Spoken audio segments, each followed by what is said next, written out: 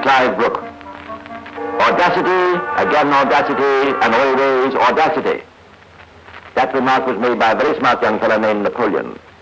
The same very smart young fellow also said, I would rather have one bad general than 3 good ones. Now, both these maxims apply to the story I'm going to tell you this week. The story of Colonel Thomas Blood. It is certain he had audacity, and how. But his plan, although conceived by him, failed. It failed because he employed too many cooks, I mean generals. One general may be bad, but he will be positive. 3 generals may all be good, but their plans may conflict. The other evening I was having a drink with a divisional inspector. He was not on duty, and I asked him point blank what he thought was the most audacious crime that had ever been committed in England. This was something he evidently had no doubt about, for without the flick of an eyelid he replied, the theft of the British crown jewels from the Tower of London. Let me refresh your memory.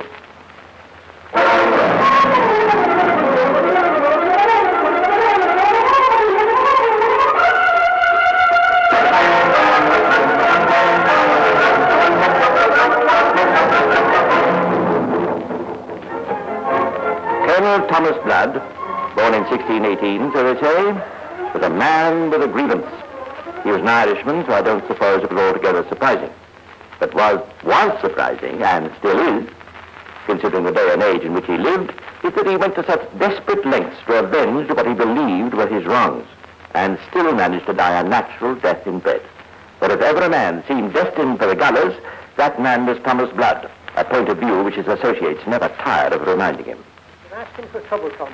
You're always asking for trouble. That's right. Why don't you just let things be? What's the good of all this scheming and plotting? What's he going to gain for you, except a stretched neck and a quick exit from life? What's he going to gain for me? My estates and the £500 a year income that Charles Stewart and his creatures have stolen from me. Rot their hides. You've no legal claim against the king, Tom, and you know it. It's the best part of 8 years since you lost those estates. What hope is there of getting them back now? A man's got to be reasonable about these things. After all, you were given the estates and income in the first place by Henry Cromwell as a reward for fighting with the parliamentary forces. It's only natural that when Charles comes to the throne, he'd take him away from you again. In your position, I consider myself lucky to be still alive. That's right. Think back on some of your comrades. Think how many of them lost not only their worldly goods, but their lives. Those estates are mine. I shall have them back by heaven. Ah, there you go again. I tell you, you've not a dog's chance. I'm telling it's true.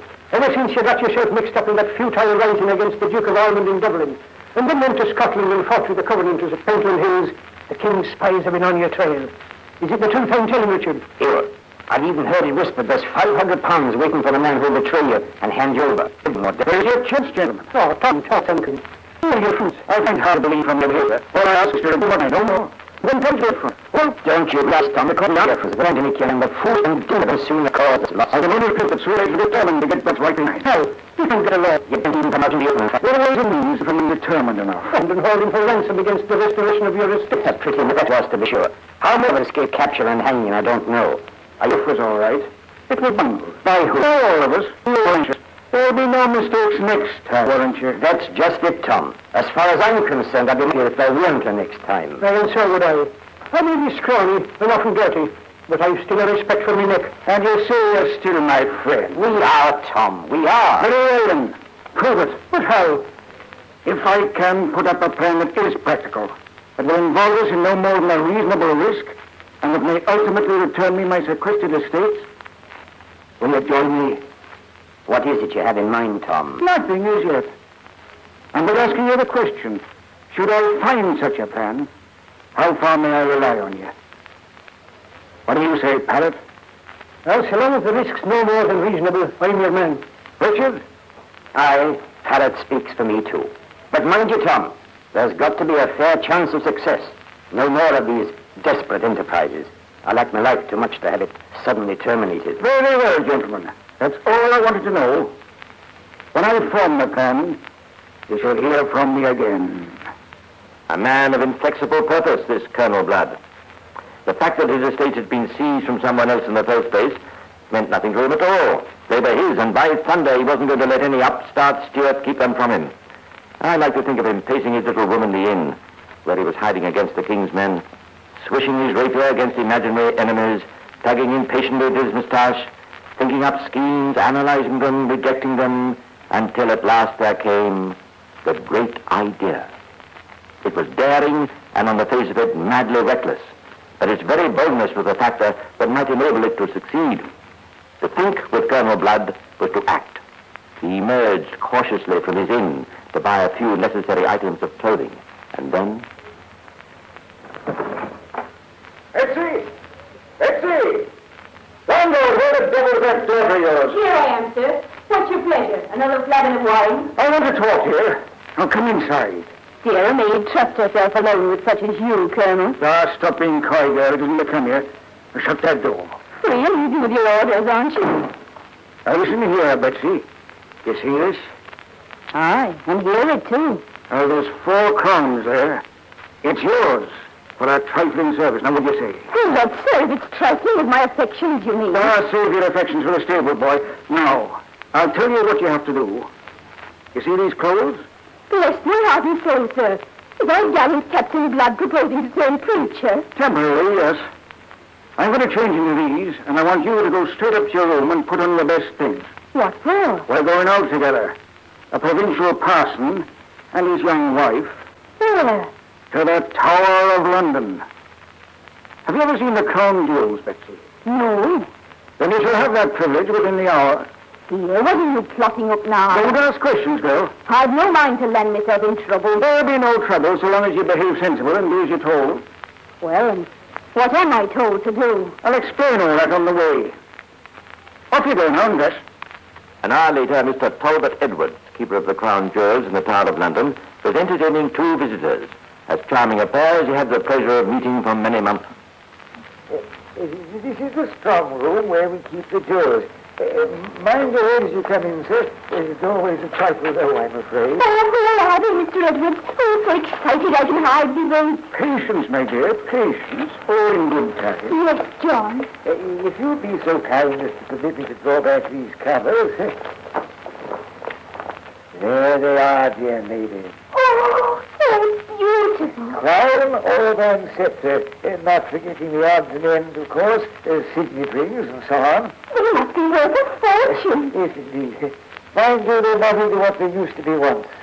In King John's time, it is said, they formed the most priceless collection in the world. But then, of course, he went and lost them in the wash. Most careless of them, I must say. During the Civil War, the king had to pawn several of the best pieces to pay his armies. And when that scoundrel Cromwell came to power, he seized most of what was left. So as you can imagine, there wasn't much for our present king. God save his noble soul. I observe you keep them under wire, Mr. Edwards. A necessary precaution, I fear, sir. There are desperate men in this city who would not hesitate to lay hands on these jewels if they were given half a chance. Oh, surely not. Aye, ma'am. You've no notion of the wickedness that exists in London. But surely, even if they were able to steal them, it would be impossible to get them past the gateway and the guards. I can't imagine anyone would be so foolish as to try. If the prize is big enough, sir, there are men who'll try anything. Yes, I suppose that's true. Well, hey, what's the matter, my dear? Oh, it's nothing, John. I just feel faint. The feet, I suppose, are in the small room. Oh, I'll be all right. Bless my soul, she's fainted. Water! Fetch some water! Yes, of course. There's a couch in the next room. Shall I help you to carry it? No, I can manage. This way, please. That's right, I'll put it down here. What a misfortune. Water, if you please, Mr. Edward. Yes, certainly at once. I'll bring my wife and daughter. They know what to do. It's all these stuffy, newfangled clothes women are wearing, of course. It's quite absurd, quite absurd. Am I overdoing it, sir? Not at all, my dear. You're perfect. You should be on the stage. Shh. Here they come. Blood's plan worked well. By the time the parson and his young wife, now happily recovered, left the tower, they were on terms of the warmest friendship, not only with Mr. Talbot Edwards, but with his wife and daughter. So what could be more natural than that 4 days later the parson should turn up again, this time alone? How pleasant to see you again, my dear sir. And you too, Mr. Edwards.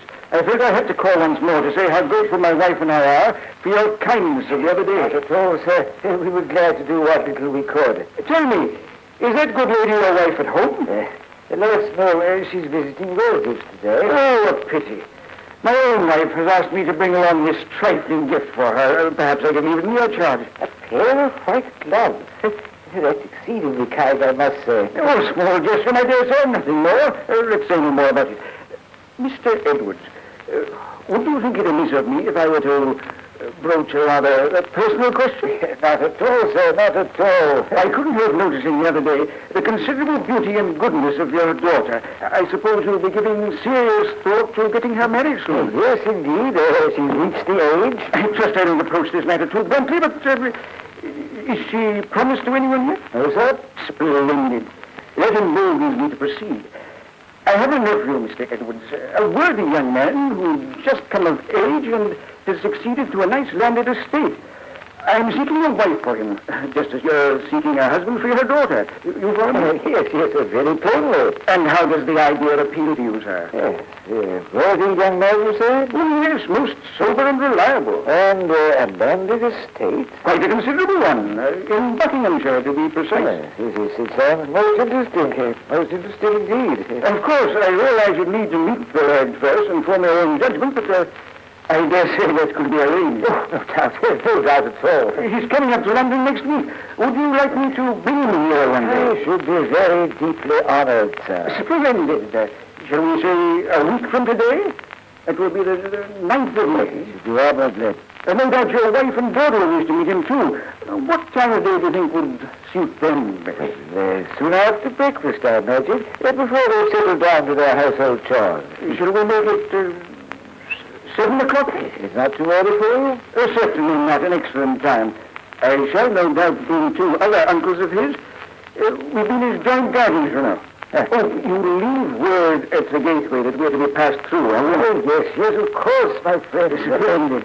Well, with your permission, I'll take my leave until 1 week from today.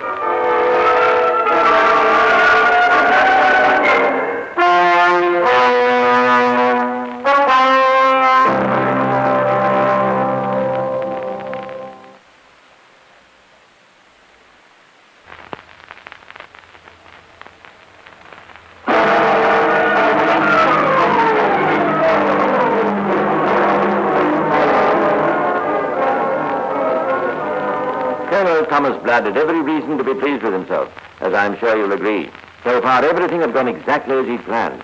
Admittedly, the most dangerous part still lay ahead, and his confederates didn't exactly share his airy optimism when he outlined his proposal to them. But Colonel Blood was too determined a man to let a little quibbling opposition stand in his way.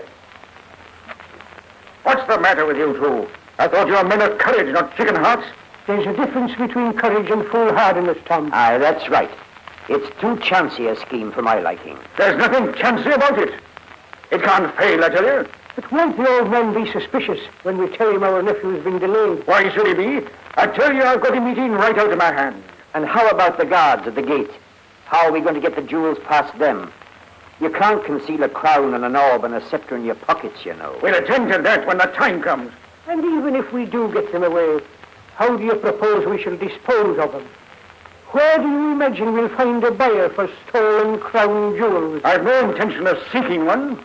What are you going to do with them, then? I'm going to hold them as ransom. My estate's an income against the return of the jewels. And that's not going to be easy either. Who are you going to get to conduct the negotiations? And where are you going to hide the jewels in the meantime? You needn't concern yourselves with that part of it. All I want you to do is to help me get them in the first place. Frankly, I don't like the idea at all. No, and neither do I. A few weeks ago, gentlemen, you protested your friendship towards me. To test your sincerity, I asked whether, if I could submit a practical plan involving no more than a reasonable risk that might ultimately return me my stolen estates, you would be prepared to join me. You've heard my plan. I ask you now, are you my friends or aren't you? Are you with me or not? Oh, well, since you put it that way... Aye, Tom, we're with you. Really? Well, then, let's stop arguing and start arranging your details. Really, you know, one can't help admiring this man, Blood. One can't help feeling that such enterprise, such single-mindedness, and dogged determination are entitled to some reward. Anyhow, let's move on a few days to 7 a.m. on the 9th of May, 1671, to be exact. And if you think that's an odd hour for such an essentially social call, let me remind you that 17th century London was by no means the effete place it is today. Blood, still dressed as a parson, duly presented himself at the tower with the two other pseudo-uncles, introduced them to the highly flattered Mr. Edwards, and then proceeded to apologize for the non-arrival of the prospective bridegroom. Upon my word, you'd think it was his wedding today, the trouble he's taken with his clothes. I kept warning him he'd be late, but it made no difference. So at last, Mr. Edwards, we decided to come on ahead. So much fuss and bother over a few garments I've never seen. You're too hard on the boy. You always have been. Nonsense. He'll be here within the hour, and it's only natural he should want to look his best on such an important occasion. I warrant your wife and daughter will be glad of the respite to pay more attention to their own dress, eh, Mr. Edwards? No doubt, no doubt. Women, you know, always fussing around with clothes and faldals. Oh, well, it's no matter. The day's early here. Quite. And in any case, the slight delay may be all to the good. In what way, sir? I've a son, Talbot, who's been fighting in Flanders. I've had word that his regiment has returned, and I'm expecting him home this morning. Indeed. Well, then why are we wasting time? What's that you say, sir? I say, I hope you arrive in time. Yes, indeed. So do I. A fine young man is my son. You'll like him. Could I get you gentlemen a flagon or something while you're waiting? No, we never indulge, do we, cousin? No, certainly not. Then perhaps we might take a short walk on Tower Hill. I think not, sir, thank you. No? Well, then... If you really feel you must entertain us, Mr. Edwards, though I assure you there's no need, I've been describing to my cousins here the crown jewels. I rather fancy they might like to see them. I most certainly would. So would I. I'm told they're quite unique. Well, strictly speaking, you know, it's outside visiting hours. Oh, but surely, Mr. Edwards. Still, circumstances alter cases, as they say. So I don't see the harm in one little peep. That's very kind of you. Not at all, my dear sir. Step this way, gentlemen. Mind your heads on the doorway. This is where they're kept, eh? This is the strong room. I see why they call it so. You could shout for the weekend, you'd never be heard through these walls. The jewels are over here, gentlemen. The casket's always locked, of course, when it's not on view. So if you'll just permit me to open it... By all means. The key sticks a little sometimes. Here we are. Look at them. Now, right, what? Shut them up, can't you? Do you think anyone heard him? No, of course not. Now, come on, let's get to work. Tear off that wire. That's what I'm trying to do. Oh, here, let me help you. That's got it. The old man's coming too. Well, I'll soon fix him. You've run him through. I didn't know there was going to be any killing. Oh, he's only wounded. I had to shut him up somehow, didn't I? Richard, you go outside and keep watch in case anyone comes. Keep a special watch for young Edwards. He was one factor we hadn't bargained for, and try to look as casual as you can. If the sun does come, what shall I do? Oh, keep him outside till we got clear. Off you go now. All right. Come on, Parrot. Every second's precious. We'll never hide these things. They're too big. Give me that crown. I'll see if I can clutch it flat. I can manage the road all right. But what about the scepter? I have to break it into halves and stuff it down your breeches. There. That's fixed the crown anyway. I'll be able to get that under my jacket. How are you feeling with that scepter? It's no good. It's too solid. We'll have to fight it then. It'll take too long. Stop arguing. Hold that end while I get to work. Now, hold it firmly, you fool. Hurry, Tom, hurry. I'm doing the best I can. Who's that? Oh, it's all right. Tony, Richard. What's the delay? It's this cursed scepter. You'll have to leave it. What do you mean? There's someone just past the guard. He's coming this way. Young Edwards, you think? Yes. Come on, let us go. But the scepter! Never mind about the scepter. Come on, Tom, unless you want us all to be caught. Please, Tom, hurry. All right, to pass him on the way out. So remember, walk by quietly and calmly as though nothing were amiss. Don't attempt to hurry or to arouse his suspicion in any way. Oh, you're quite sure you can't see the crown in my jacket? Quite sure. You got the oath, Barrett? Indeed I have. Very well, then. Come on.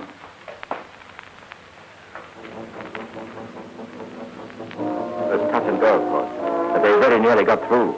They came opposite young Edwards on his way to the keeper's house, and bade him a civil and casual good morning. He seemed quite unsuspicious. Continuing at a leisurely pace, they passed under the shadow of the gateway, and nodded amiably to the guards as they went by. In another minute, they'd have been clear. But by now, Edwards had reached the house, and suddenly...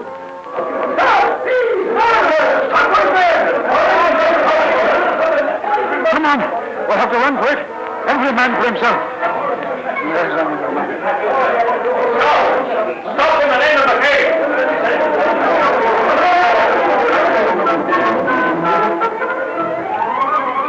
Unhampered as he was, Richard managed to escape in the crowd. Closely pressed, Parrott finally threw away the hindering orb, and he, too, managed to get away. But Colonel Blood was not so lucky. He actually managed to mount his horse and dig in his spurs, but the animal reared and slipped on the greasy cobbles. Horse and rider fell, and in a moment, Blood was seized. News of the outrage spread rapidly through the city, and within an hour, the prisoner, still bearing the marks of his arrest, was brought before the King's advisor, Sir William Waller. Well, Colonel Blood, so you've overstepped yourself at last, eh? Yeah, you shall pay dearly for this little piece of villainy. The jewels have been recovered, haven't they? Yes. And the old man will survive? I believe so. Then what worse can you charge me with than attempted robbery? To lay hands illegally on the crown jewels is treason, my friend. And the penalty for treason is death. That's unless you're prepared to be reasonable, of course. And what do you mean by reasonable? A full and free confession might help you a lot. We should require the names of all your accomplices, of course, including the woman. I've nothing to say. Oh, come, Colonel Blood. You've never been troubled by scruples before. What can you lose? If I make any statement, I shall make it to one person only. Who's that? The King. The King? Really, my dear sir, do you think he'd be bothered with you? Very well, then. I shall say nothing. Now, look here, Blood. I've said I shall say nothing. And he stuck to it, too, despite blandishments and threats and promises. Not one word would he utter, except before King Charles. At last, as Blood had hoped, the king learned of the prisoner's stubborn behavior. And, as Blood also hoped, it made his majesty furious. So, you talk to no one but me, eh? Very well. Why not? Have him brought here, Waller. But, your majesty, he's a desperate man. He won't be armed, will he? No, sire, but... And my attendants will be, I presume. So where's the danger? Fetch him, Waller. I'd like to meet this Colonel Blood.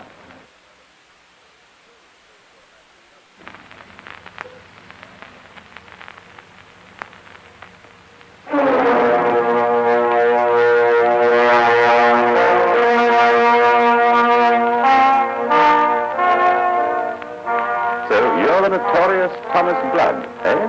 My name is Thomas Blood, your majesty.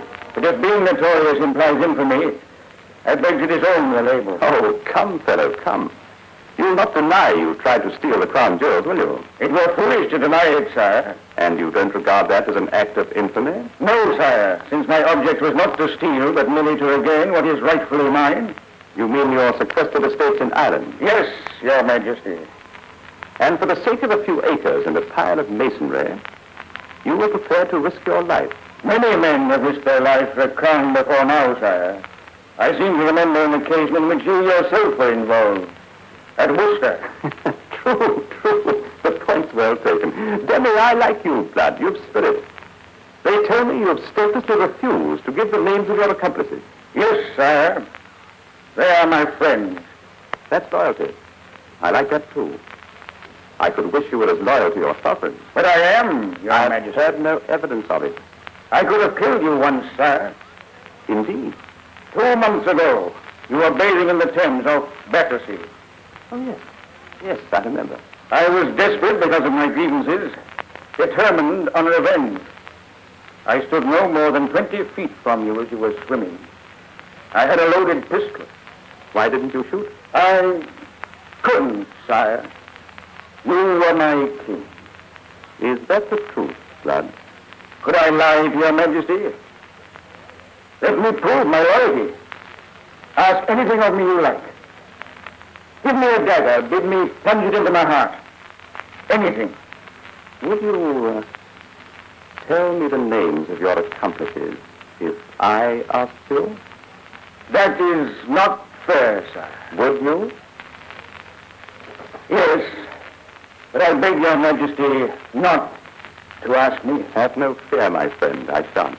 Why, General Waller, we've been misjudging Colonel Blood. Have him released at once, and the charge against him withdrawn. Really, sir? Charge withdrawn? That's what I said. And those estates that were taken from him in Ireland, now see that he gets them back, together with their income. But, my lord. Those are my orders, Waller. Yes, sire. How can I thank your majesty enough? Come and see me sometimes at court, and I'll be amply repaid. But give me due warning, won't you? So that I can put away my valuables in safe keeping.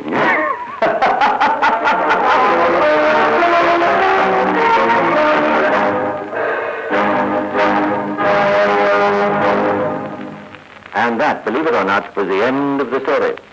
Thomas Blood became a favorite visitor at court, and for 9 years as he walked through the streets of London, people pointed him out with awe as a man who had stolen the crown jewels but suffered no punishment for his crime. Now, whether such audacity is a virtue or not, I do not know, but I do know that for once in this series, I am delighted to report that the criminal got away with it. Well, that's all for now, but I'll be back again soon to tell you some more of the secrets of Scotland Yard. Meanwhile, this is Clive Brook saying goodbye and pleasant dreams.